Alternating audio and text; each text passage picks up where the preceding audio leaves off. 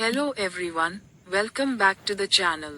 If you're unable to log into EA, connect to EA servers, or play games like EA Sports FC, Apex Legends, or Battlefield, you're not alone.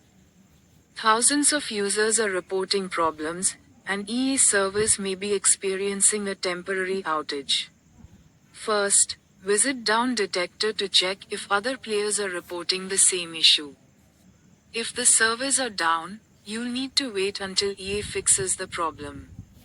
If the servers are working, try these quick fixes. Restart your game and device. Check your internet connection.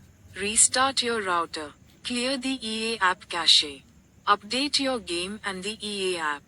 Disable VPN if you're using one. Try logging in again after a few minutes. If none of these steps work, the issue is most likely on EA's side. That's all for today's video. If this video helped you, don't forget to like, share, and subscribe. Thanks for watching.